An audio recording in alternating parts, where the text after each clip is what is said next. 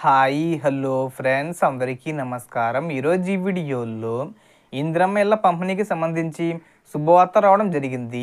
ఆ శుభవార్త ఏంటి, దానికి సంబంధించిన పూర్తి ఇన్ఫర్మేషన్ ఈ వీడియోలో తెలుసుకుందాం. వీడియోని ఎక్కడా కూడా స్కిప్ చేయకండి ఫ్రెండ్స్, అండ్ కూడా చూడండి. వీడియో స్టార్ట్ చేసే ముందు మీకు ఒక small request friends, TG government నుంచి పథకాలకు సంబంధించి ఏ చిన్న అప్డేట్ వచ్చినా మీరు మిస్ కాకుండా ఉండాలంటే వెంటనే మన ఛానల్ని సబ్స్క్రైబ్ చేసుకోండి. అండ్ సబ్స్క్రైబ్ చేసుకున్న వాళ్ళందరూ కూడా సబ్స్క్రైబ్ బటన్ పక్కన ఉన్న గంట సింబల్లో ఆల్ అని పెట్టుకోవడం మర్చిపోకండి ఫ్రెండ్స్. ఇలా పెట్టుకోవడం వల్ల నేను పెట్టే ప్రతి ఒక్క వీడియో మీరు నోటిఫికేషన్ రూపంలో పొందగలరు. అండ్ వీడియో మీద నచ్చితే లైక్ చేయండి ఫ్రెండ్స్. సో ఏమాత్రం లేట్ చేయకుండా వీడియోలోకి వెళ్ళిపోద్దాం. సో ఈరోజు మీకు ఒక ముఖ్యమైన వార్త చెప్పబోతున్నాను. తెలంగాణ ప్రభుత్వం ఇటీవలే భారీ మొత్తంలో నిధులు విడుదల చేసింది.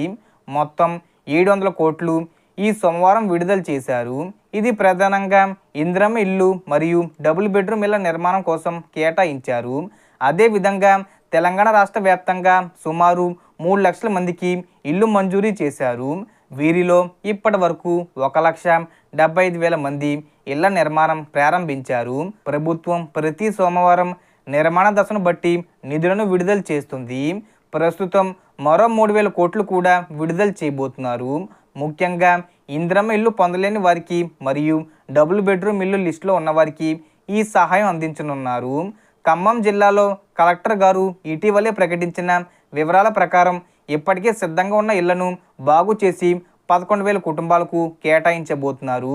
కొంతమంది కాంట్రాక్టర్లు రాకపోవడం వల్ల ప్రభుత్వం నేరుగా లబ్ధిదారులకు డబ్బులు కేటాయించి వారు తమ ఇల్లు పూర్తి చేసుకునేలా అవకాశం కల్పిస్తుంది.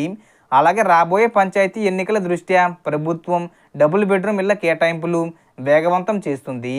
అవసరమైతే ఆర్థిక సహాయం కూడా అందించనుంది. కాబట్టి మీరు కూడా లిస్టులో ఉన్నారని చెక్ చేసుకోండి. మీకు ఇల్లు మంజూరీ అయితే ఆర్థిక సహాయం లేదా డబుల్ బెడ్రూమ్ ఇల్లు పొందే అవకాశం కోల్పోకండి.